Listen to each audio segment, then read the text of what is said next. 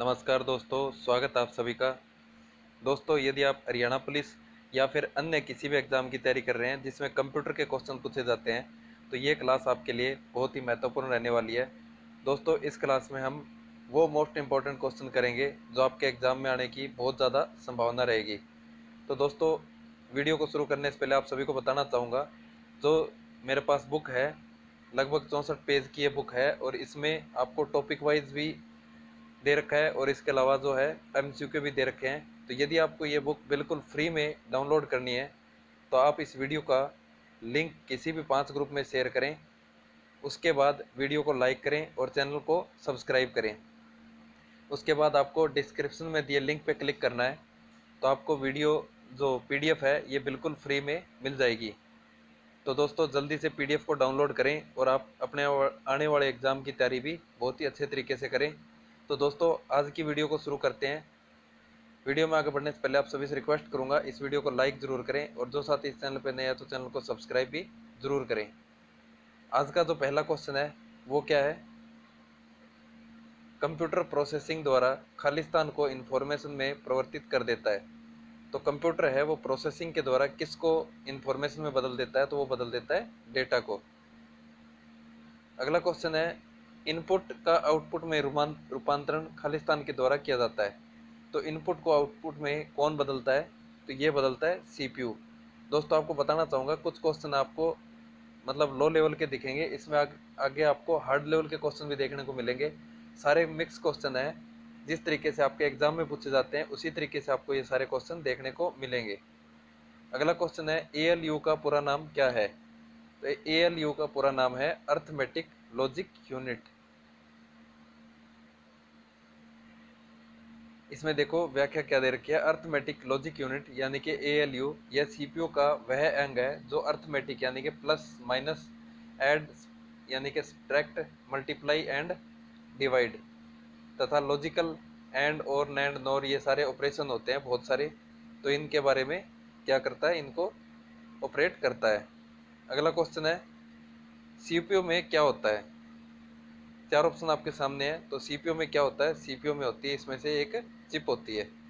Central processing unit एक chip है तथा यह चिप है वो किस चीज़ की बनी होती है? ये बनी होती है सिलिकॉन की। चिप या फिर आईसी पूछा जाए तो वो किससे बनी होती है? ये बनी होती है सिलिकॉन की। अगला क्वेश्चन है, खालिस्तान कंप्यूटर का दिमाग कहलाता है। तो ये तो आप सभी को पता है, सीपीयू है ये कंप्यूटर का दिमाग कहलाता है। देख लेते हैं अगला क्वेश्चन।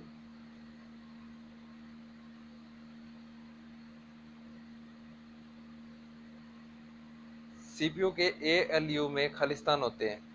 तो यदि पूछा जाए एएलयू में क्या होते हैं, तो एएलयू में होते हैं रजिस्टर, यानी कि अर्थमेटिक लॉजिक यूनिट में रजिस्टर होते हैं जो क्या करते हैं, डाटा को स्टोर करते हैं और इस डाटा पर एएलयू यानी कि अर्थमेटिक या लॉजिकल ऑपरेशन करते हैं। एएलयू है वो क्या करता है? अर्थमेटिक या फिर लॉजिक ऑपरेशन करता है। गणना और तुलना के लिए कंप्यूटर में किस भाग का प्रयोग किया जाता है? तो गणना और तुलना के लिए कंप्यूटर में किसका प्रयोग किया जाता है? इसमें किया जाता है एएलयू का, यानी कि अर्थमेटिक लॉजिक यूनिट का। अगला क्वेश्चन है, एक हार्डवेयर डिवाइस जो डाटा को अर्थपूर्ण इंफॉर्मेशन में परिवर्तित करता है, तो उसे क्या कहते हैं? उसे कहते हैं प्रोसेसर। कंप्यूटर का प्रोसेसर या सीपीयू डेटा को अर्थपूर्ण इंफॉर्मेशन में परिवर्तित करता है और सीपीयू के दो मुख्य भाग होते हैं। कौन कौन से? एक होता है अर्थमेटिक लॉजिक यूनिट यानी कि एएलयू और दूसरा होता है सीयू यानी कि कंट्रोल यूनिट। ध्यान रखें, कंप्यूटर के सीपीयू के दो भाग होते हैं, एएलयू और सीयू। अगला क्वेश्चन क्या है, बुनियादी कंप्यूटर प्रोसेसिंग चक्कर में खालिस्तान शामिल होते हैं। तो बुनियादी कंप्यूटर है उसके प्रोसेसिंग में क्या क्या चीज़ें शामिल होती है? तो इसमें होता है इनपुट होता है, प्रोसेसिंग होती है और आउटपुट होता है। क्या होता है? इनपुट, प्रोसेसिंग और आउटपुट। ऑप्शन ए इसका सही आंसर हो जाएगा। कंप्यूटर इनपुट को प्रोसेस करके आउटपुट में बदल देता है और यह कंप्यूटर प्रोसेसिंग चक्कर इनपुट, प्रोसेसिंग और आउटपुट कहलाते हैं। अगला क्वेश्चन है, प्रोसेसर के मुख्य तीन भाग कौन कौन से होते हैं? प्रोसेसर के पहले आपसे पूछा जा सकता है कितने भाग होते हैं, तो तीन होते हैं। ये कौन से होते हैं? एएलयू, सीयू और रजिस्टर। एएलयू और सीयू की फुल फॉर्म अभी हमने पढ़ी थी। अर्थमेटिक लॉजिक यूनिट और कंट्रोल यूनिट। और इसके अलावा तीसरी चीज क्या होती है, तीसरा भाग होता है रजिस्टर। अगला क्वेश्चन है सीपीयू और आईओ के बीच सिग्नलों के मूवमेंट को कौन नियंत्रित करता है। तो सीपीयू और आईओ के बीच सिग्नलों के मूवमेंट को कौन नियंत्रित करता है, तो ये करता है कंट्रोल यूनिट। कौन करता है, कंट्रोल यूनिट। कंट्रोल यूनिट है वो इनपुट आउटपुट यूनिट से डेटा को संग्रहण करके सीपीयू में प्रोसेस करवाता है तथा आउटपुट यूनिट तक पहुंचाता है। इस प्रकार कंट्रोल यूनिट सीपीयू तथा आईओ यानी कि इनपुट आउटपुट के बीच सिग्नलों के मूवमेंट को नियंत्रित करता है। अगला क्वेश्चन है सीपीयू में कंट्रोल मेमोरी तथा खालिस्तान यूनिट होती है। तो सीपीयू में कंट्रोल और मेमोरी के अलावा और कौन सी यूनिट होती है, तो वो होती है एएलयू यानी कि अर्थमेटिक लॉजिक यूनिट। सीपीयू के दो मुख्य भाग होते हैं, एएलयू और सीयू। इसके अलावा और क्या होता है, इसके अलावा और होते हैं रजिस्टर और जो सीपीयू की मेमोरी कहलाती है। रजिस्टर क्या कहलाते हैं, सीपीयू की मेमोरी। अगला क्वेश्चन है जीआईजीओ यानी कि गीगो या जीआईजीओ का पूर्ण रूप क्या है। तो इसका हो जाएगा garbage in garbage out. Most important question है, बहुत बार पूछा जाता है। जीआईजीओ यानी कि गार्बेज इन गार्बेज आउट। और इसका अर्थ क्या होता है, गार्बेज इन गार्बेज आउट का अर्थ क्या होता है कि यदि कंप्यूटर में गलत इनपुट दी जाए तो वह गलत आउटपुट ही देगा। गार्बेज क्या होता है, गलत चीजें होती है। तो गार्बेज इन गार्बेज आउट का sorry garbage in garbage out का सही अर्थ हो जाएगा गलत इनपुट और गलत आउटपुट। नेक्स्ट है जीआईजीओ शब्द किससे संबंधित है। तो ये है एक्यूरेसी से। गीगो है ये किससे संबंधित है, ये है एक्यूरेसी से। अगला क्वेश्चन है कंप्यूटर में अधिकांश प्रोसेसिंग खालिस्तान में होती है। कंप्यूटर में अधिकांश प्रोसेसिंग है वो किस में होती है, तो ये आप सभी को पता है किस में होती है, सीपीयू में।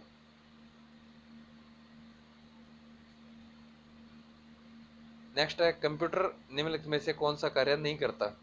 इसमें से कौन सा कार्य है जो कंप्यूटर नहीं करता, तो प्रोसेसिंग भी करता है, कंट्रोलिंग भी करता है और आउटपुटिंग भी करता है, लेकिन ओवरलोडिंग है सॉरी अंडरस्टैंडिंग है ये कंप्यूटर का काम नहीं है। कंप्यूटर कभी भी अंडरस्टैंड नहीं करेगा।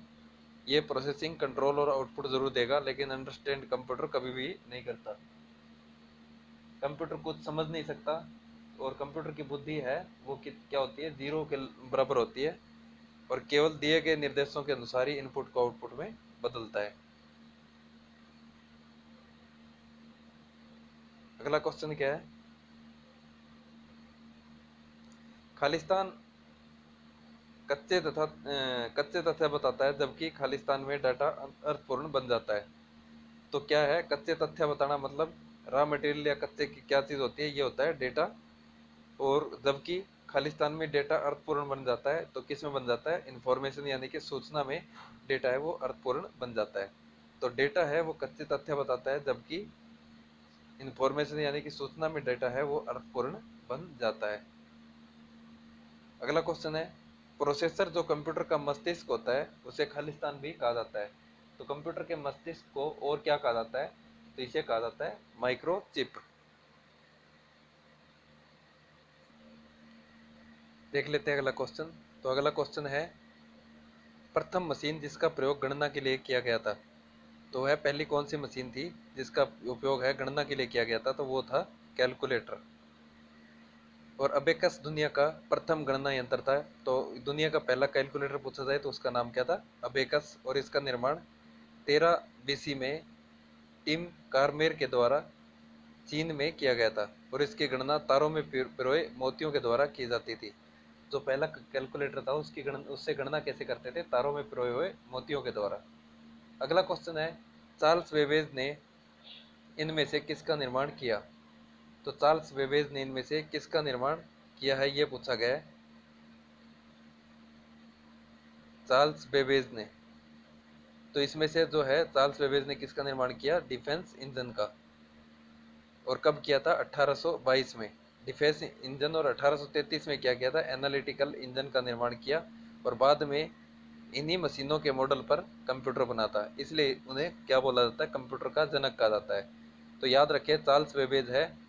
इसका हमने क्वेश्चन तो बार बार पढ़ा है कि कंप्यूटर का जनक कौन है, तो वो होता है चार्ल्स बेबेज। लेकिन इन्होंने किसका निर्माण किया था, इन्होंने निर्माण किया था डिफेंस इंजन का। डिफरेंस इंजन का और इसके अलावा किसका किया था, एनालिटिकल इंजन का। और बाद में इन्हीं मशीनों के मॉडल पे कंप्यूटर बना था और इसी वजह से इनको क्या कहा जाता है, कंप्यूटर का जनक कहा जाता है। तो आपको इसी तरीके से घुमा फिरा के क्वेश्चन पूछे जाएंगे जो कि आपने पढ़े तो है लेकिन वहाँ पे कुछ अजीब दिखेंगे, तो क्वेश्चन को अच्छे से जरूर पढ़ें। अगला क्वेश्चन है, कीबोर्ड की खोज से पूर्व कंप्यूटर में डाटा डालने के लिए किसका प्रयोग होता था। तो जब कीबोर्ड नहीं होती थी, यानी कि कीबोर्ड की खोज की उससे पहले क्या था, कीबोर्ड नहीं था, तो कंप्यूटर में डाटा डालना यानी कि कुछ टाइपिंग वगैरह या इस टाइप का डाटा डालना हो तो उसके लिए किसका प्रयोग किया जाता था, तो उस टाइम प्रयोग किया जाता था पंच कार्ड का। अगला क्वेश्चन है, दुनिया का प्रथम फुली इलेक्ट्रॉनिक्स कंप्यूटर कौन सा है। दुनिया का पहला फुली इलेक्ट्रॉनिक्स कंप्यूटर है पूछा जाए तो वो कौन सा हो जाएगा, वो हो जाएगा इनायक। इनायक को दुनिया का प्रथम फुली इलेक्ट्रॉनिक्स कंप्यूटर माना गया और इसका निर्माण 1946 में जे परस्पर एकर्ट तथा जॉन मॉसले ने किया था। इनायक का जो है निर्माण किसने किया था, सन 1946 में जे परस्पर एकर्ट और जॉन मॉसले ने। और ये क्वेश्चन आपके हरियाणा पुलिस के एग्जाम में पूछा गया था। अगला क्वेश्चन है, व्यापारिक तौर पर उपलब्ध पहला कंप्यूटर इनमें से कौन सा है। तो व्यापारिक तौर पे उपलब्ध कौन सा है, यह है यूनिवेक फर्स्ट। यूनिवेक फर्स्ट है, ये व्यापारिक तौर पर पहला कंप्यूटर है। और इसके अलावा क्या है, मार्क वन है जो कि दुनिया का पहला इलेक्ट्रोमैकेनिकल कंप्यूटर है। ये बना कब, 1942 में। इनायक की बात करें तो electronics numeric integrator and calculator, full form याद रखें, electronics numeric integrator and calculator. इसकी कब बना था, स्थापना कब हुई, 1946 में। यूनिवेक फर्स्ट की बात करें तो व्यापारिक तौर पर उपलब्ध प्रथम कंप्यूटर जिसे क्या बोला जाता है, यूनिवर्सल ऑटोमेटिक कंप्यूटर, और इसकी स्थापना कब हुई थी, 1951 में। नेक्स्ट क्या है, ईडी सैक, इसकी फुल फॉर्म क्या हो जाएगी, electronics delay storage automatic computer. प्रथम कंप्यूटर जिसमें स्टोर्ड प्रोग्राम कंसेप्ट का प्रयोग किया गया तो वो कौन सा था, वो था ईडी सैक। अगला क्वेश्चन है, इंटीग्रेटेड सर्किट चिप का प्रयोग किस पीढ़ी के कंप्यूटर में किया गया। तो आईसी का प्रयोग पूछा है कि कब किया गया था, तो ये किया गया था तृतीय पीढ़ी की। आईसी की खोज जैक किल्बी तथा रॉबर्ट नोयस ने 1959 में की थी और बाद में इसका प्रयोग कंप्यूटर के मुख्य भाग में शुरू हुआ था। अगला क्वेश्चन क्या है, इनमें से कौन सा कंप्यूटर प्रथम पीढ़ी का नहीं है। तो इसमें से प्रथम पीढ़ी के कंप्यूटर कौन से थे, पहले ये देख लेते हैं। इनायक है, ईडी सैक है और यूनिवेक फर्स्ट है। तो जो प्लेटिनम है ये कंप्यूटर का प्रथम पीढ़ी का भाग नहीं है। और यदि बात करें, सॉरी प्लेटिनम गलती से बोल दिया, पेंटियम है ये। पेंटियम है, प्रथम पीढ़ी का कंप्यूटर नहीं है। यदि इसमें पूछी जाए कि कौन सी तकनीक का उपयोग किया गया था तो वो किया गया था अल्ट्रा लार्ज स्केल इंटीग्रेशन, यानी कि ULSI। ये चीज़ भी आपको याद रखनी है। अगला क्वेश्चन है, दूसरी पीढ़ी के कंप्यूटर में किस इलेक्ट्रॉनिक्स तकनीक का मुख्य रूप से प्रयोग किया गया। दूसरी पीढ़ी का जो कंप्यूटर था उसमें मुख्य तकनीक कौन सी थी, तो वो थी ट्रांजिस्टर। आप सभी से ये पूछा जा सकता है कि पहली पीढ़ी में कौन सी तकनीक का उपयोग किया गया, तो ये आप कंप्लीट जो है कमेंट करके ज़रूर बताएंगे।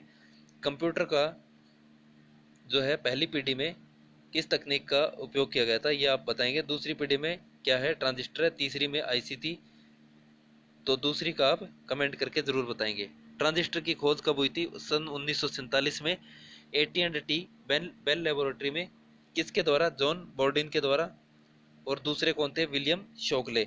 और इन्होंने की थी और बाद में इसका प्रयोग दूसरी पीढ़ी के कंप्यूटर में होने लग गया था। माइक्रो प्रोसेसर का प्रयोग किस पीढ़ी में आरंभ हुआ था। तो बात करें माइक्रो प्रोसेसर की तो इसका आरंभ हुआ था चौथी पीढ़ी में। चौथी पीढ़ी यानी कि माइक्रो प्रोसेसर की खोज कब हुई, 1971 में। Federico Faggin, Marcian Hoff, Stanley Mazor तथा मातातोशी शिमा ने किया था। वैसे ही आपके एग्जाम में ये सब चीज़ें नहीं आएगी, लेकिन जनरल नॉलेज के लिए बीच बीच में ऐसी जो हार्ड लेवल के जो है वर्ड वो भी देखने को मिलेंगे और पढ़ने पड़ेंगे। इन्होंने दुनिया का सबसे माइक्रो प्रोसेसर, दुनिया का क्या है पहला माइक्रो प्रोसेसर इंटेल 4004 बनाया था। अगला क्वेश्चन क्या है, पांचवी पीढ़ी के कंप्यूटरों में किस तकनीक का उपयोग किया गया था। तो तकनीक पूछी जा रही है अभी, किस पीढ़ी में कौन सी तकनीक का उपयोग किया गया। तो पांचवी में किया गया था ULSI, यानी कि अल्ट्रा लार्ज स्केल इंटीग्रेशन। और इसमें ट्रांजिस्टर का प्रयोग कैसे हुआ था, 10 की पावर 5 से 10 की पावर 7 ट्रांजिस्टर का प्रयोग एक ही आईसी पर किया गया था, जिसको ULSI के नाम से जाना जाता है। यानी कि 10 की पावर 5 से 10 की पावर 7 ट्रांजिस्टर है, तो कि एक ही आईसी के ऊपर इनका प्रयोग किया गया था। ये भी आपको याद रखना। अगला क्वेश्चन है, किस पीढ़ी के कंप्यूटर में पहली बार इनपुट के लिए कीबोर्ड तथा आउटपुट के लिए मॉनिटर का प्रयोग किया गया। यानी कि कौन सी पीढ़ी के कंप्यूटर थे जिसमें इनपुट के लिए कीबोर्ड और आउटपुट के लिए जो है मॉनिटर का प्रयोग किया गया। तो ये किया गया था तृतीय पीढ़ी में, तीसरी पीढ़ी में जो है इसका प्रयोग किया गया था। अगला क्वेश्चन है, पहला ऑपरेटिंग सिस्टम किस पीढ़ी में आया था। पहला ऑपरेटिंग सिस्टम पूछा जा रहा है आपसे कि कौन सी पीढ़ी में आया था। तो ऑपरेटिंग सिस्टम है वो द्वितीय पीढ़ी यानी कि दूसरी पीढ़ी में पहला ऑपरेटिंग सिस्टम आया था। अगला क्वेश्चन क्या है, आर्टिफिशियल इंटेलिजेंस के जन्मदाता कौन है। आर्टिफिशियल इंटेलिजेंस के जन्मदाता पूछे गए आपसे, तो ये कौन हो जाएंगे, ये हो जाएंगे जॉन मैकार्थे। आर्टिफिशियल इंटेलिजेंस के जन्मदाता हो जाएंगे जॉन मैकार्थे।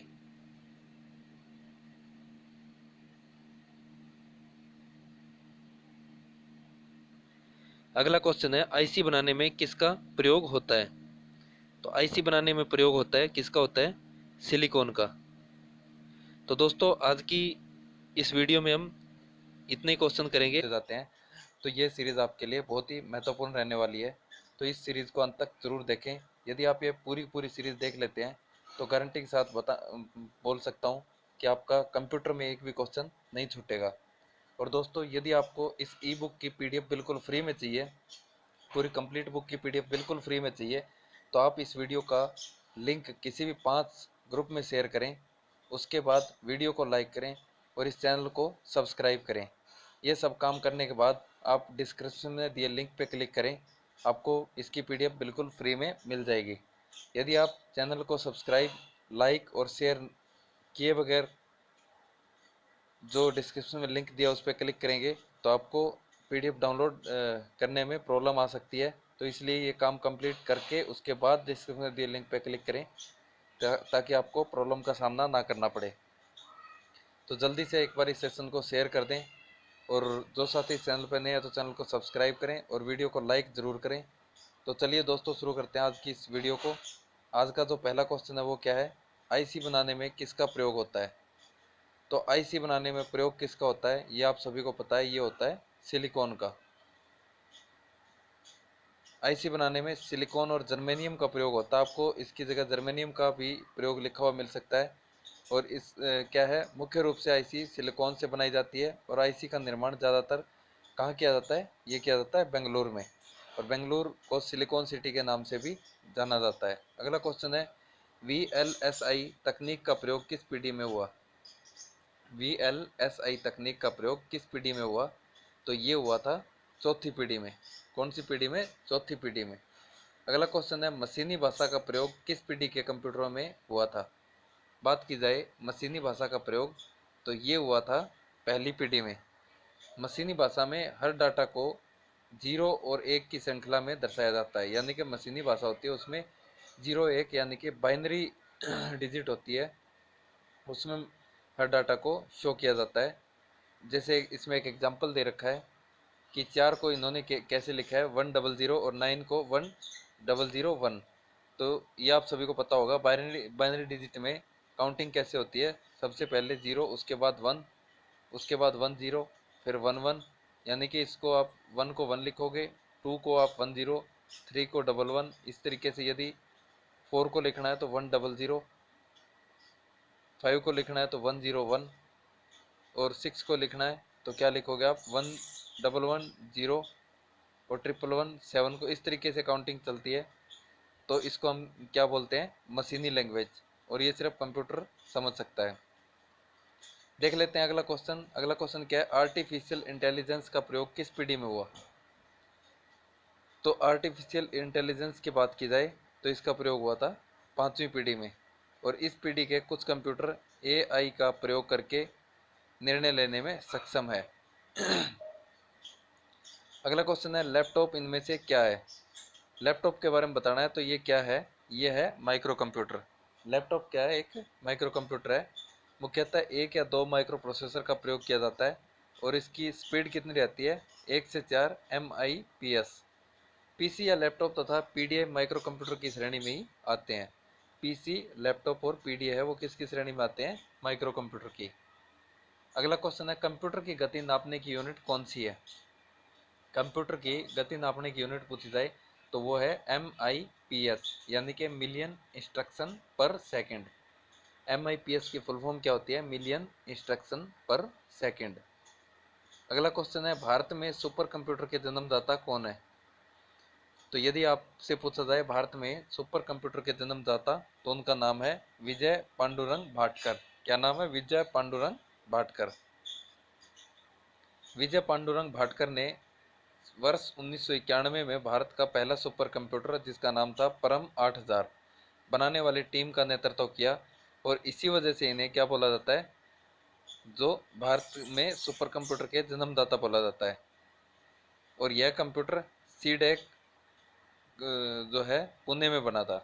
कहाँ बना था, पुणे में। नेक्स्ट पूछा गया सीडेक क्या है। अभी अभी हमने पढ़ा है सीडेक क्या चीज़ है, सीडेक की फुल फॉर्म पूछी गई है।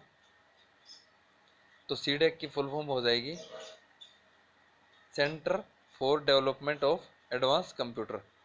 क्या हो जाएगी, centre for development of advance computer.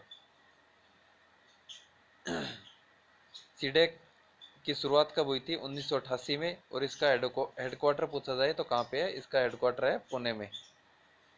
Bharat में नई कंप्यूटर पॉलिसी कब लागू हुई, ये क्वेश्चन जरूर पूछा जाएगा। भारत में नई कंप्यूटर की पॉलिसी है वो कब लागू हुई, तो ये हुई थी वर्ष 1984 में।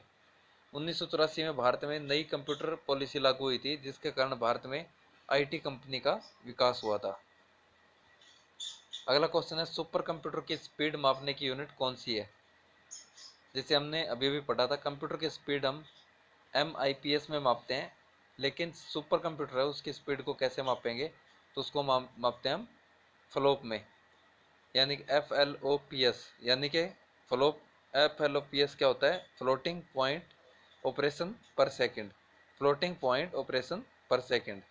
और भारत में सबसे तेज कंप्यूटर का नाम क्या है, परम सिद्धि। इसका नाम क्या है, परम सिद्धि।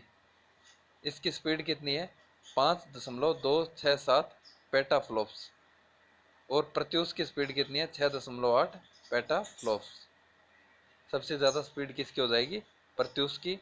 और यदि बात की जाए भारत में तो भारत में है परम सिद्धि। अगला क्वेश्चन है भारत में पहला कंप्यूटर सिद्धांत किसने बनाया। तो सबसे पहला जो कंप्यूटर का सिद्धांत है ये बनाया था ESIL ने, electronics corporation of India limited. और ये कंपनी कब बनी, वर्ष 1967 में। भारत में बना पहला सुपर कंप्यूटर कौन सा है। तो भारत में बना पहला सुपर कंप्यूटर है परम 8000। इसके निर्माण में मुख्य योगदान किसका है, विजय पांडुरंग भाटकर का रहा, जिन्हें भारत का सुपर कंप्यूटर का जन्मदाता भी कहा जाता है। दुनिया का पहला सुपर कंप्यूटर कौन सा है। सबसे पहला सुपर कंप्यूटर पूछा गया दुनिया का तो वो है CDC 6600। CDC 6600 है जो कि दुनिया का सबसे पहला सुपर कंप्यूटर है। भारत का पूछा जाए तो परम 8000 हो जाएगा, जो ऑप्शन नंबर ए में दिया हुआ है। दुनिया का सबसे पहला क्या है, CDC 6600। और इसका निर्माण कहाँ हुआ था, इसका निर्माण हुआ था USA के सैमोर क्रे में। कब, सन 1964 में। और CDC की फुल फॉर्म क्या है, control data corporation. Control data corporation 6600 दुनिया का जो है पहला सुपर कंप्यूटर था। अगला क्वेश्चन है भारत में पहला कंप्यूटर कहाँ लगाया गया। भारत में पहला कंप्यूटर कहाँ लगाया गया, तो ये लगाया गया था मेन पोस्ट ऑफिस बेंगलोर में। मेन पोस्ट ऑफिस बेंगलोर में जो है पहला कंप्यूटर लगाया गया था। अगला क्वेश्चन है दुनिया का पहला माइक्रो प्रोसेसर कौन सा है? यदि बात की जाए दुनिया का सबसे पहला माइक्रो प्रोसेसर की, तो वो है इंटेल 4004। इंटेल 4004 दुनिया का सबसे पहला माइक्रो प्रोसेसर इंटेल 4004, जो कि 1971 में मर्सियन होफ, फेडरिको फगिन और मसेतोशी सीमा और स्टैनले ने बनाया था। देख लेते हैं अगला क्वेश्चन। तो अगला क्वेश्चन है, दुनिया का पहला माइक्रो प्रोसेसर कौन सा है? तो दुनिया का पहला माइक्रो प्रोसेसर पूछा जाए तो वो भी इंटेल 4004 हो जाएगा। सेम क्वेश्चन है, दुनिया का पहला माइक्रो प्रोसेसर इंटेल 4004, जो कि 1971 में मर्सियम होफ, फेडरिकोफगिन, मैसेतोशी सीमा और स्टैनले ने बनाया था। अगला क्वेश्चन क्या है,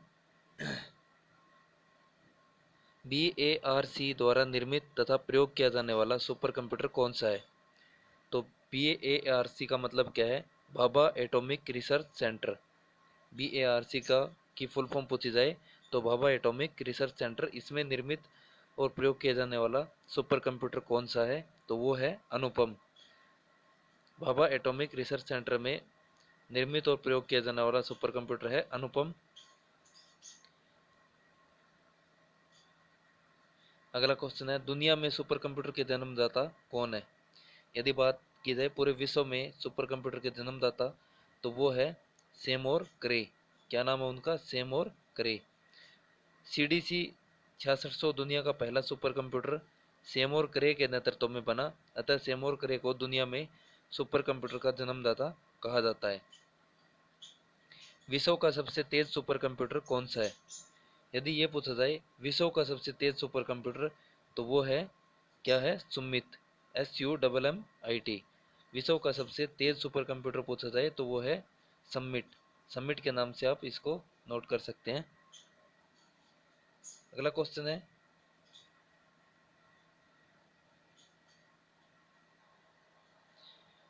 पहले देख लेते हैं इसकी व्याख्या। जो है दुनिया का सबसे तेज कंप्यूटर है समिट, परंतु नवंबर 2020 में फुगाको नाम से जापान ने दुनिया का सबसे तेज कंप्यूटर बनाया, जो कि समिट को IBM ने बनाया था। इसकी स्पीड थी 200 पेटाफ्लॉप और फुगाको की थी इससे 3 गुना। फुगाको की स्पीड इससे 3 गुना थी। तो सबसे तेज जो सुपर कंप्यूटर है, यदि इसमें से ऑप्शन में से पूछा जाए तो आपका आंसर हो जाएगा समिट, और यदि आपको फुगाको दिया हुआ मिले तो उसका सही आंसर हो जाएगा फुगाको। प्रत्यूष तथा मिहिर की स्पीड क्या है? यदि पूछी जाए आपसे प्रत्यूष और मिहिर कंप्यूटर की स्पीड पूछी जाए तो वो हो जाएगी 6 से 7 पेटा फ्लैप। क्या हो जाएगी? 6 से 7 पेटा फ्लैप। यूनिवेक का अर्थ क्या है, ये पूछा गया है। ये क्वेश्चन आपके HSC क्लर्क के एग्जाम में भी पूछा जा चुका है। तो यूनिवेक का अर्थ हो जाएगा यूनिवर्सल ऑटोमेटिक कंप्यूटर। क्या नाम, क्या हो जाएगा? Universal automatic computer. यह व्यापारिक तौर पर उपलब्ध पहला कंप्यूटर था, जो कि 1951 में बना था। कब बना था? 1951 में। यूजर आमतौर पर मेन फ्रेम या सुपर कंप्यूटर का उपयोग करने के लिए खालिस्तान का प्रयोग करते हैं। HSC क्लर्क 2016 में भी ये क्वेश्चन पूछा गया था। यूजर आमतौर पर मेन फ्रेम और सुपर कंप्यूटर का उपयोग करने के लिए किसका उपयोग करते हैं? ये करते हैं टर्मिनल का। मेन फ्रेम या सुपर कंप्यूटर का प्रयोग करने के लिए यूजर टर्मिनल का प्रयोग करता है, और टर्मिनल एक सिंपल कंप्यूटर होता है जिसे मेन फ्रेम या फिर सुपर कंप्यूटर में जोड़ा जाता है। नेक्स्ट हमारा टॉपिक रहेगा इनपुट और आउटपुट डिवाइस। तो इसका जो पहला क्वेश्चन क्या है, इनमें से कौन सा इनपुट डिवाइस नहीं है? तो इसमें से जो इनपुट डिवाइस कौन सा नहीं है? माइक्रोफोन इनपुट है, वेब कैश है, MICR है, लेकिन फ्लॉपी डिस्क है, ये इनपुट डिवाइस नहीं है। फ्लॉपी डिस्क है वो क्या है? वो एक स्टोरेज डिवाइस है। और माइक्रोफोन है, इसका उपयोग किस में होता है? ध्वनि के इनपुट के लिए किया जाता है। वेब कैम की बात की जाए, वेब वेब कैम है, ये एक पिक्चर का प्रयोग इनपुट के रूप में करता है। MICR क्या करता है? ये मैग्नेटिक इंक द्वारा लिखे गए शब्दों को पढ़ सकता है। इसकी फुल फॉर्म होती है मैग्नेटिक इंक कैरेक्टर रीडर। देखो नेक्स्ट क्वेश्चन यही आ गया, MICR की फुल फॉर्म तो ये हो जाएगी मैग्नेटिक इंक कैरेक्टर रीडर। अगला क्वेश्चन है और इसका प्रयोग किस में किया जाता है? इसका प्रयोग बैंक चेक को स्कैन करने के लिए किया जाता है। MICR का उपयोग बैंक चेक को स्कैन करने के लिए किया जाता है। इनमें से कौन सी आउटपुट डिवाइस नहीं है? तो इसमें जो है आउटपुट डिवाइस नहीं है ये पूछा है, तो प्रिंटर भी है, स्पीकर भी है, प्लॉटर भी है, लेकिन माइक्रोफोन है, ये अभी भी हमने पढ़ा था, ध्वनिक इनपुट जो है देता है, तो जो है माइक्रोफोन क्या हो जाएगा? इनपुट डिवाइस हो जाएगा। कागज पर किए गए प्रिंट खालिस्तान को कहते हैं। तो ये तो आसान सा क्वेश्चन है, इसे क्या बोलते हैं? Hard copy. यदि कोई भी डॉक्यूमेंट प्रिंटेड फॉर्म में हो किसी भी कागज के ऊपर, तो उसे डॉक्यूमेंट को क्या बोलते हैं? उस डॉक्यूमेंट को हार्ड कॉपी कहते हैं। सर्वाधिक तेज गति का प्रिंटर कौन सा है? तो ये हो जाएगा लेजर प्रिंटर। सर्वाधिक तेज गति का जो प्रिंटर है वो इन ऑप्शन में से क्या हो जाएगा? Laser printer. Dot matrix printer सबसे तेज करेक्टर प्रिंटर है, और यदि ऑप्शन की बात की जाए तो इसमें हो जाएगा लेजर प्रिंटर। यदि सबसे तेज करेक्टर प्रिंटर पूछा जाए तो वो हो जाएगा डॉट मैट्रिक्स प्रिंटर। किस प्रिंटर में प्रिंटिंग का खर्च सबसे कम आता है? कौन सा प्रिंटर है जिसमें प्रिंटिंग का खर्च है वो सबसे कम आता है? तो वो आता है डॉट मैट्रिक्स प्रिंटर में। किस में आता है? डॉट मैट्रिक्स प्रिंटर में। डॉट मैट्रिक्स प्रिंटर में प्रिंटिंग खर्च सबसे कम आता है, क्योंकि यह अक्षरों को डॉटेड फॉर्म में छापता है। इसी वजह से इसका प्रयोग बड़ी संस्थाओं की अकाउंट डिटेल छापने के लिए बैंकों द्वारा किया जाता है। अगला क्वेश्चन है किसी प्रिंटर की स्पीड मापने की यूनिट कौन सी है? तो प्रिंटर की स्पीड मापते हैं PPM में, पेज पर मिनट। यदि बात की जाए CPS की, तो CPS की फुल फॉर्म होगी कैरेक्टर पर सेकंड, और LPS की हो जाएगी लाइंस पर सेकंड। इसकी एक और जो है फुल फॉर्म दूसरी दिखा रखी है इसमें, जो PPM की है पेज प्रिंटर की स्पीड, CPS की कैरेक्टर प्रिंटर की स्पीड, और IPS जो LPS है ये लाइन प्रिंटर की स्पीड, यानी कि लाइन पर सेकंड, कैरेक्टर पर सेकंड और पेज पर सेकंड। इनमें से कौन सा प्रिंटर चित्र नहीं छाप सकता? कौन सा प्रिंटर है जो कि चित्र को नहीं छाप सकता? तो वो है डॉट मैट्रिक्स प्रिंटर। कोई पिक्चर होती है उसको नहीं छाप सकता, वो है डॉट मैट्रिक्स प्रिंटर। ये सिर्फ और सिर्फ अक्षर ही छाप सकता है, क्योंकि इसमें प्रिंट हैंड का प्रयोग किया जाता है जो केवल अक्षर ही छाप सकता है। किसी प्रिंटर की गुणवत्ता किस यूनिट द्वारा मापी जाती है? तो ये मापी जाती है DPI के द्वारा। इसमें कंप्यूटर के क्वेश्चन पूछे जाते हैं, और यदि आप ये चाहते हैं कि 100% हमारे सही हो तो इस वीडियो को अंत तक ज़रूर देखें। और यदि आपको ये PDF बिल्कुल फ्री में चाहिए तो इस वीडियो का लिंक किसी भी 5 ग्रुप में शेयर करें, उसके बाद वीडियो को लाइक करें और चैनल को सब्सक्राइब करें। उसके बाद आपको क्या होगा, डिस्क्रिप्शन में एक लिंक जनरेट होता हुआ दिखाई देगा, उस लिंक पे क्लिक करें और इस PDF को बिल्कुल फ्री में डाउनलोड करें। तो चलिए दोस्तों शुरू करते हैं आज के वीडियो। और वीडियो स्टार्ट करने से पहले आप सभी से रिक्वेस्ट करूंगा इस वीडियो को लाइक ज़रूर करें और अपने दोस्तों के साथ ज़्यादा से ज़्यादा शेयर करें। जो साथी इस चैनल पर नए हैं तो चैनल को सब्सक्राइब ज़रूर करें। दोस्तों आप सभी का सपोर्ट ही हमारे लिए मोटिवेशन रहता है और जो कि नेक्स्ट वीडियो के लिए प्रेरित करता है। तो चलिए दोस्तों शुरू करते हैं आज की वीडियो। कौन सा प्रिंटर सुपर मार्केटों में बिल बनाने के लिए प्रयोग होता है?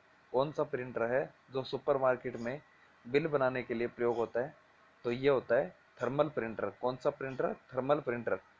और थर्मल प्रिंटर का सर्वाधिक प्रयोग किया जाता है दुकानों तथा शोरूम के बिल बनाने में। किस चीज़ में? दुकानें और शोरूम के बिल बनाने में किस प्रयोग प्रिंटर का यूज़ होता है? थर्मल प्रिंटर का। अगला क्वेश्चन है निम्नलिखित तथ्यों में से कौन सा तथ्य सही है? 4 ऑप्शन दिए हुए हैं, इसमें से ये बताना है कि कौन सा तथ्य सही है।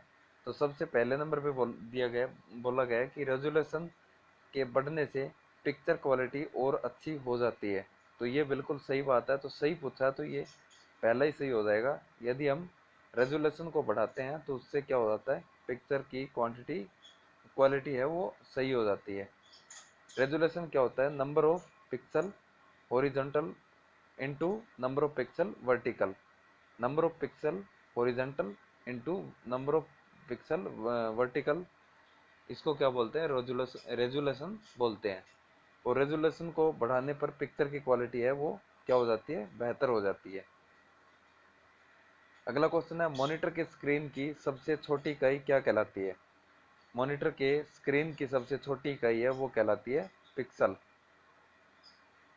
एक पिक्सल है वो किसके बराबर होता है, 1/72 इंच के बराबर। एक पिक्सल की बात की जाए तो 1/72 इंच के बराबर होता है, ये भी आपको याद रखना है।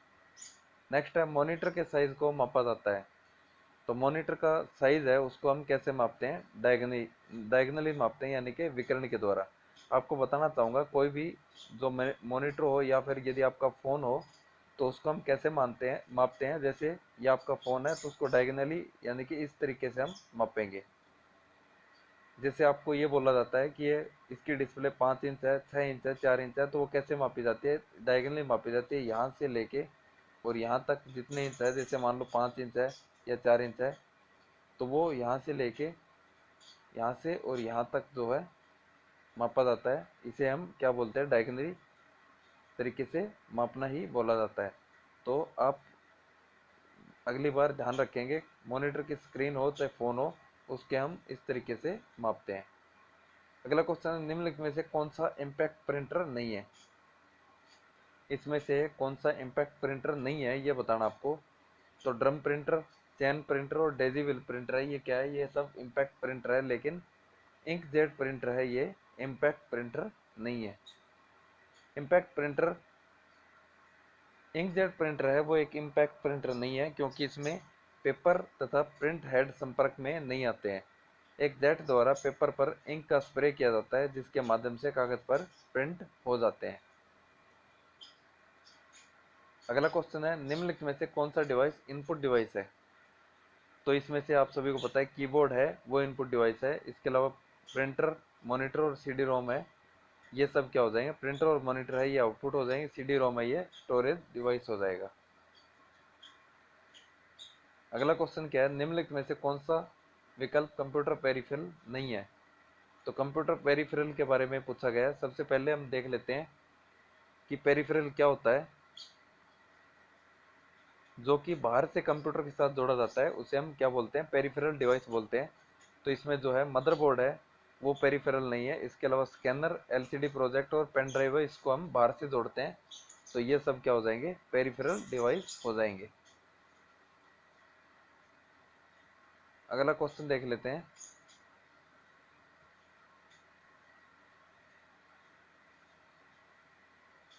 साधारण कीबोर्ड व्यवस्था को लेआउट कहा जाता है। तो साधारण कीबोर्ड की व्यवस्था है उसके लेआउट को क्या कहा जाता है, उसको बोलते हैं क्वेरिटी, यानी कि QWERTY। इसमें क्या होता है, QWERTY कुंजियाँ एक साथ होती है, इसको जो शॉर्ट फॉर्म में क्यूरिटी बोलते हैं। तो इसमें क्या होता है, QWERTY ये की होती है, ये सब एक साथ होती है। एक मॉनिटर का प्रति सेकंड समय की वह संख्या इलेक्ट्रॉन गन स्क्रीन पर प्रत्येक पिक्सल को स्कैन कर सकता है। तो ये क्या करता है, रिफ्रेश रेट को, रिफ्रेश दर। और रिफ्रेश दर क्या बताती है कि एक सेकंड में इलेक्ट्रॉन गन कितनी बार स्क्रीन को प्रत्येक पिक्सल को स्कैन कर नई इमेज बनाएगा। नेक्स्ट क्वेश्चन है इसमें विषम की पहचान करें। तो इसमें क्या है, मॉनिटर, प्रिंटर और स्पीकर आउटपुट डिवाइस है, लेकिन कीबोर्ड है ये क्या है, एक इनपुट डिवाइस है। तो इसमें क्या हो जाएगा, विषम हो जाएगा कीबोर्ड, क्योंकि कीबोर्ड एक इनपुट डिवाइस है और बाकी सब आउटपुट डिवाइस है। इसमें से कौन सा एक कंप्यूटर मॉनिटर के लिए इमेज जनरेट कर सकता है। यदि ये पूछा जाए कि कंप्यूटर मॉनिटर के लिए इमेज जनरेट इसमें से कौन सा कर सकता है, तो वो हो जाएगा video card. Video card computer monitor के लिए इमेज जनरेट कर सकता है। इसमें से कौन सा एक कंप्यूटर पेरिफेरल नहीं है। अभी अभी हमने पढ़ा था पेरिफेरल क्या होता है, जो बाहर से जुड़ा हो। तो इसमें से पेरिफेरल क्या नहीं है, मदरबोर्ड नहीं है। इसके अलावा टैप ड्राइव है, माइक्रोफोन और लाइट पेन है, जो कि कंप्यूटर के पेरिफेरल डिवाइस है। और पेरिफेरल वो डिवाइस होता है जो बाहर से कंप्यूटर के साथ जोड़ा जा सके। अगला क्वेश्चन है खालिस्तान के बीच की दूरी एक एलसीडी प्रोजेक्टर पर प्रक्षेपित सामग्री के साइज को प्रभावित करती है तो वो होती है प्रोजेक्ट और स्क्रीन। क्या होती है? प्रोजेक्ट और स्क्रीन। प्रोजेक्ट और स्क्रीन के बीच की दूरी एक एलईडी प्रोजेक्टर पर प्रक्षेपित सामग्री के साइज को प्रभावित करती है और दोनों के बीच जितनी अधिक दूरी होगी प्रक्षेपित सामग्री का साइज उतना ही बड़ा होगा। अगला क्वेश्चन है, खालिस्तान साधारण सिग्नेचर का इलेक्ट्रॉनिक समतुल्य है जो इलेक्ट्रॉनिक्स डाटा की प्रामाणिकता मुहैया कराता है। तो ये हो जाएगा डिजिटल सिग्नेचर।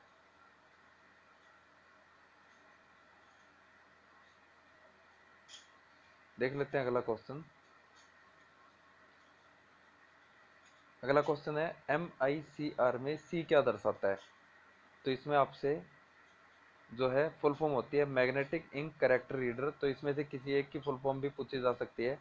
तो मैग्नेटिक इंक कैरेक्टर रीडर, तो सी का क्या मतलब हो जाएगा? कैरेक्टर। अगला क्वेश्चन है, डिस्क को धारण करने वाले उपकरण को खालिस्तान कहा जाता है। तो डिस्क को धारण करने वाले उपकरण को बोलते हैं डिस्क ड्राइव। और डिस्क ड्राइव वह डिवाइस है जो डिस्क को धारण करता है, अर्थात डिस्क को चलाता है, जिससे डिस्क का डाटा प्राप्त होता है। अगला क्वेश्चन है, लेजर प्रिंटर का रेजोल्यूशन किस रूप में निर्दिष्ट किया जाता है? तो लेजर प्रिंटर है, इसका रेजोल्यूशन है वो DPI में यानी कि डॉट्स पर इंच में मापा जाता है या निर्दिष्ट किया जाता है। किसी प्रिंटर का रेजोल्यूशन जितना अधिक होगा उसकी क्वालिटी उतनी ही अच्छी होगी, ये भी आपको ध्यान रखना है। अगला क्वेश्चन है, मैग्नेटिक टेप को स्टोरेज क्षमता निर्भर करती है। यहाँ पे नोट कर लीजिए, मैग्नेटिक टेप की स्टोरेज क्षमता है वो किस पर निर्भर करती है? तो वो करती है सरफेस के ट्रैक के बिट पर इंच पर, और डिस्क सरफेस के डिस्क पैक पर। तो इन सभी पे करती है, तो उपयुक्त सभी इसका सही आंसर हो जाएगा। अगला क्वेश्चन, सॉरी, इसमें क्या बताया है? मैग्नेटिक टेप की स्टोरेज क्षमता सरफेस के ट्रैक के बिट पर तथा डिस्क सरफेस के डिस्क पैक पर निर्भर करती है।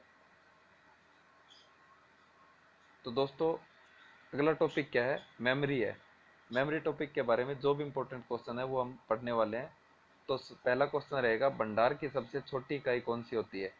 तो स्टोरेज की सबसे छोटी इकाई है वो कौन सी होती है? वो होती है बिट। बिट भंडार की या स्टोरेज की सबसे छोटी इकाई है और यह जीरो और वन को स्टोर रखने में सक्षम है तथा कंप्यूटर में डेटा को 0 और 1 की श्रृंखला में ही स्टोर करती है। 0 और 1 की फॉर्म में डेटा को स्टोर करती है, बाइनरी डिजिट में ये स्टोर करती है। अगला क्वेश्चन है, भंडार की मानक इकाई कौन सी है? तो स्टोरेज की मानक इकाई की बात की जाए तो वो कौन सी है? वो है बाइट। और एक बाइट किसके बराबर होती है? 8 बिट के। और कंप्यूटर के स्टोरेज को हमेशा बाइट में ही मापा जाता है क्योंकि ये इसकी SI यूनिट है यानी कि मानक इकाई है। अगला क्वेश्चन है, 1 टेराबाइट कितने मेगाबाइट के बराबर होता है? तो 1 टेराबाइट है वो कितने मेगाबाइट के बराबर होता है? तो वो होता है 2 की पावर 20 मेगाबाइट के। 1 टेराबाइट है वो 2 की पावर 20 मेगाबाइट के बराबर होता है। देखो इसमें बताया हुआ, आप इसका स्क्रीनशॉट भी ले सकते हैं। 1 TB है वो 1024 GB के बराबर होती है। 1 GB है वो 1024 MB के। और 1 TB है वो कितनी GB के बराबर हो जाएगी? 2 की पावर 10 GB के बराबर। इसी तरीके से 1 TB की बात की जाए तो 2 की पावर 10 गुणा में 1024 MB यानी कि 1 TB 2 की पावर 10 GB था और 2 की पावर 10 MB यानी कि 2 की पावर 20 MB के बराबर हो जाएगा। तो ये चीज़ भी आपको ध्यान रखनी है। अगला क्वेश्चन है, 1 GB में कितने बाइट होती है? 1 GB में कितनी बाइट होती है? तो वो होती है, अभी भी हमने देखा था उसी तरीके से, 1024 की पावर 3 बाइट। तो आप इसको भी डिटेल से पढ़ सकते हैं, इसमें पूरा डिटेल से बताया हुआ है। अगला क्वेश्चन है, कंप्यूटर की मुख्य मेमोरी इनमें से कौन सी है? तो इनमें से कंप्यूटर की मेन मेमोरी पूछी जाए तो वो होती है रैम यानी कि random access memory. Random access memory है वो कंप्यूटर की मेन मेमोरी होती है क्योंकि CPU को सीधा डेटा भेज सकता है तथा डाटा प्राप्त भी कर सकता है और CPU उसी डाटा पर कार्य करता है जो रैम में हो। अतः यह एक मुख्य भंडारण यानी कि मेन स्टोरेज मेमोरी होती है। अगला क्वेश्चन है, कौन सी भंडारण इकाई सबसे तेज CPU को डेटा भेज तथा CPU में डेटा ग्रहण कर सकती है? तो वो कौन सी सबसे फर्स्ट जो है स्टोरेज यूनिट जिसमें सीपीयू को सबसे तेज डेटा भेज के और सीपीयू में जो है रिसीव कर लेती है डेटा को, तो वो है रजिस्टर। सबसे फास्ट मेमोरी पूछी जाए तो वो कौन सी होती है? रजिस्टर होती है। क्वेश्चन को आपको इस तरीके से घुमा के भी पूछा जा सकता है। स्टोरेज की सबसे तेज तथा सबसे छोटी इकाई, भंडारण की सबसे धीमी तथा सबसे बड़ी इकाई कौन सी है? हार्ड डिस्क है, और सबसे छोटी क्या हो जाएगी? CPU register. अगला क्वेश्चन है, प्राथमिक भंडारण के बारे में कौन सा कथन सत्य है? सॉरी, सही, हाँ सत्य है, सही है। जो सही पूछा है इसमें कौन सा है, तो ये हो जाएगा जो प्राथमिक भंडारण, प्राथमिक स्टोरेज है वो सीधा सीपीयू के साथ जुड़ा होता है। ऑप्शन 20 का सही हो जाएगा। प्राथमिक भंडारण सीपीयू से सीधा जुड़ा होता है और सीपीयू प्राथमिक भंडारण पर सीधा डेटा स्टोर कर सकता है तथा प्राथमिक भंडारण से सीधा डेटा संग्रहण कर सकता है, अन्य किसी भंडारण की सहायता के बिना ही। अगला क्वेश्चन है, इनमें से वोलेटाइल मेमोरी कौन सी है? तो वोलेटाइल मेमोरी कौन सी है? रैम है। रैंडम एक्सेस मेमोरी एक वोलेटाइल मेमोरी है, और वोलेटाइल मेमोरी क्या होती है? पावर के ऑफ हो जाने पर इसमें संचित डेटा को नष्ट हो जाना, और कंप्यूटर को दोबारा ऑन करने पर जो भी एप्लीकेशन उस पर चलाई जाती है तो वो रैम में आ जाती है। यानी कि वोलेटाइल मेमोरी क्या होती है? जैसे ही आपकी पावर ऑफ होती है तो इसमें जो सेव डाटा होता है वो सब डिलीट हो जाता है। नेक्स्ट है, स्टैटिक रैम का प्रयोग किया जाता है। तो स्टैटिक रैम का प्रयोग किस में किया जाता है? कैश मेमोरी के रूप में किया जाता है। स्टैटिक रैम का प्रयोग कैश मेमोरी के रूप में किया जाता है, और स्टैटिक रैम को बार बार रिफ्रेश नहीं करना पड़ता, जिससे यह अधिक समय तक अपने डेटा को नष्ट नहीं होने देती तथा कम पावर का प्रयोग करती है। इन्हीं गुणों के कारण इसका उपयोग कैश मेमोरी के रूप में भी किया जाता है। तो दोस्तों, आपको वीडियो कैसे लगी कमेंट करके ज़रूर बताएं, और आपने ये वीडियो यहाँ तक देखी, आपका बहुत बहुत धन्यवाद। मिलते हैं नेक्स्ट वीडियो में।